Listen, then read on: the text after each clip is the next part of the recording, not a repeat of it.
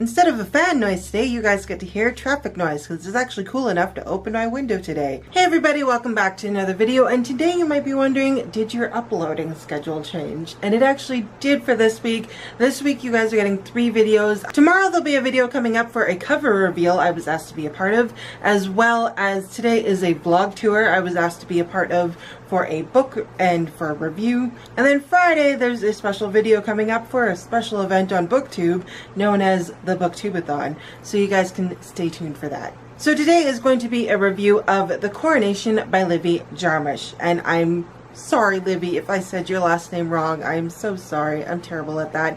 I should have asked you how you say your name before I filmed this video. I never think to do that. So Livy asked me to be a part of a vlog or a blog tour for her book, The Release of the Coronation, and I said, sure. I read what it was about, and basically if you like The Sound of Music and The Princess Diaries, you got The Coronation. The Coronation is a modern monarchy story following the story and lives of a Christian homeschooled monarchy family. There is 7 kids in this story, or 7 kids in this family, or children, or young people. I guess most of them are 16 and up, and their family rules the fictitious yet part of our world country of Tercerella, which again I hope I'm pronouncing right. So pretty much like The Princess Diaries Genovia, you have Tercerella ruled by this family. So you have the father, the king, and then you have his 7 children. The story takes place around the time of a huge event in their lives, and that is the coronation of Addison, who is the oldest son who will be taking his father's place as king of Tercerella,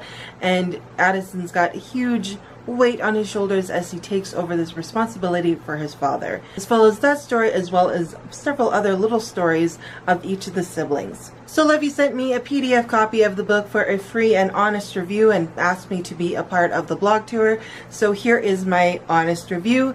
Overall, I gave this book a 3.5 star rating. There were several things in this book that were a little too simplistic and a little too perfectly wrapped up, and then just other several things which I'll get into. But overall, this book was a fun, lighthearted, very cheesy, very warm fuzzy read, and guaranteed a clean read for sure. One of the reasons I gave it a 3 star rating is that it seemed very safe. It seemed very much in a Christian bubble, which is not necessarily a bad thing. It had some great content in it, and sometimes you need a break from some of the content that's out there to kind of refresh yourself, but it seemed very safe. The way the family talked to each other, the way they dealt with things, everything wrapped up really nicely. The siblings, the way they handled each other was just too perfect in some ways, and if there was somebody struggling with something, you weren't really in their mindset of what they were struggling with, and it just bounced back and forth between a lot of the family. With that, also, there was a lot of characters to follow. You had 7 children, and you followed all of them except for the youngest son, Willie, who kind of just tagged along with Millie, the youngest daughter. But you even got into Millie's headspace at one point, which did make sense with one connection to a side character, which connected to a major event. But overall, it was just overwhelming to be involved in everybody's headspace and following all of these kids and all of what they're dealing with.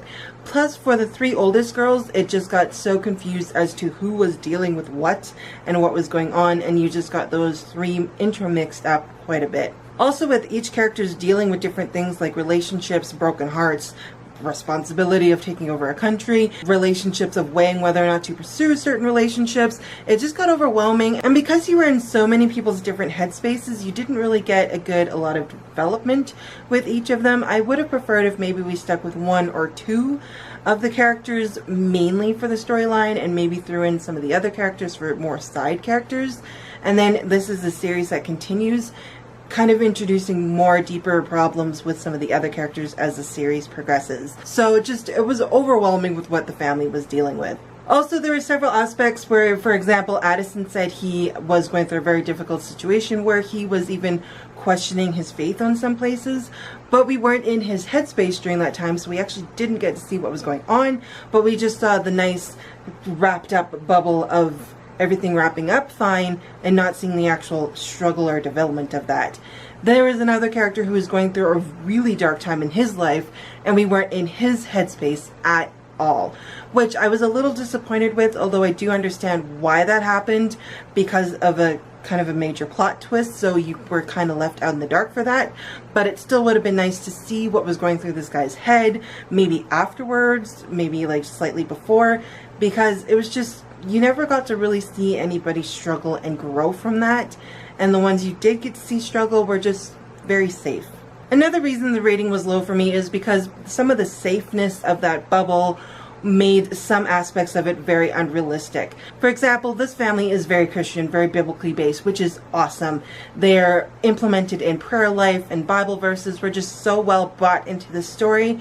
But because he is a king of a country, he brought a lot of that into his speeches, into the way he talks, and it was just seemed very unrealistic. A ruler of a country would not be saying the things he did in some of his speeches, which is actually, it's sad in today's world that there's not that freedom for political people in any aspect of government to freely say things. For example, the mayor of my city is a Christian, but you wouldn't actually know that unless you went to church with her, because she's still very diplomatic in how she says things, in the decisions she makes for the city, and unless you really sat down with her one-on-one and knew her before she was the mayor, you wouldn't really know a lot of those things. But you do see a lot of how her faith behind the scenes governs her choices, which for the king, you can see how his morals and his ethics and his faith govern how he governs his country, but he wouldn't be so forthcoming with it, if you know what I mean.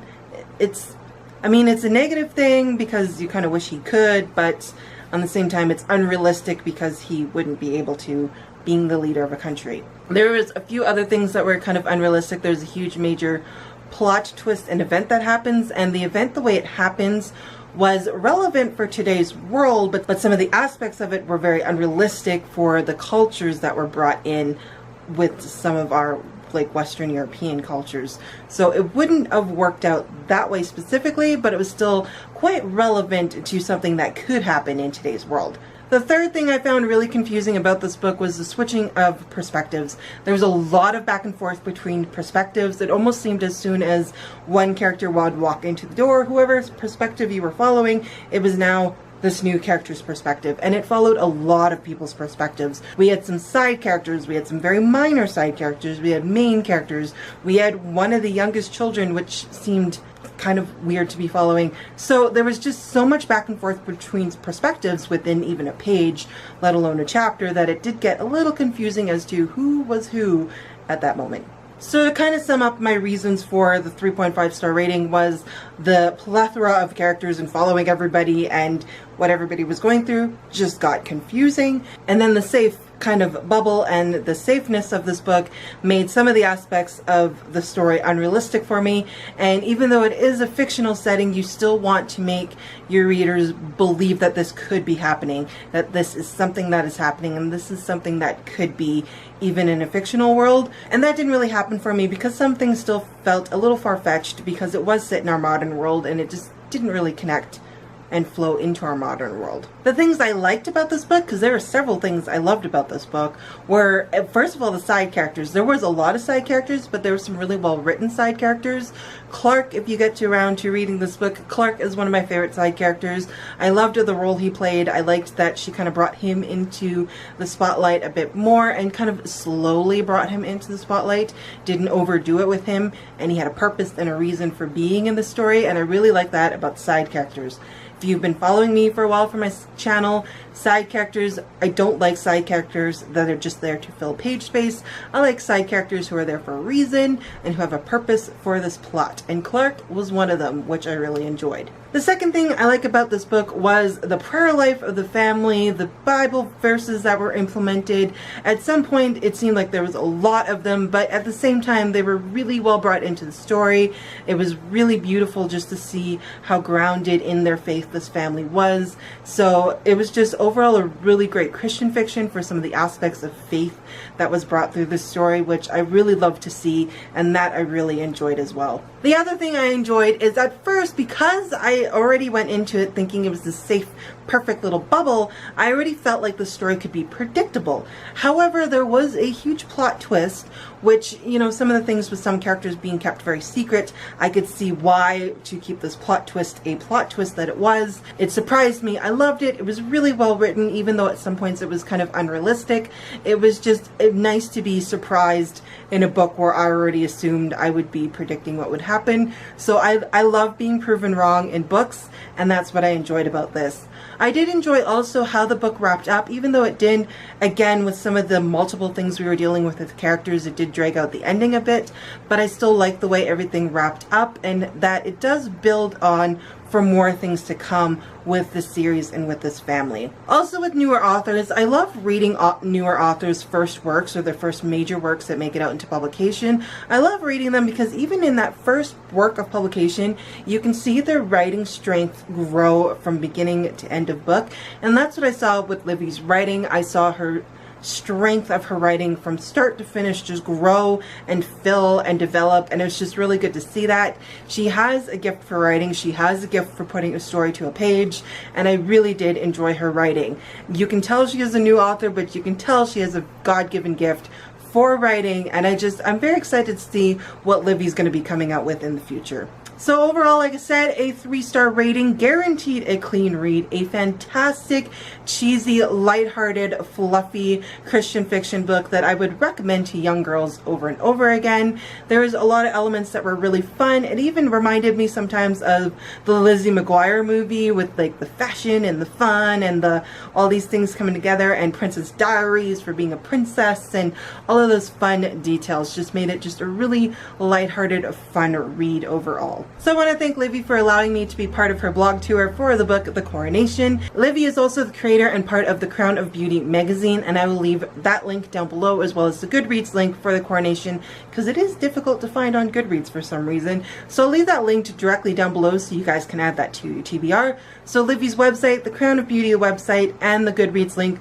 will all be linked down below for you guys to check out The Coronation.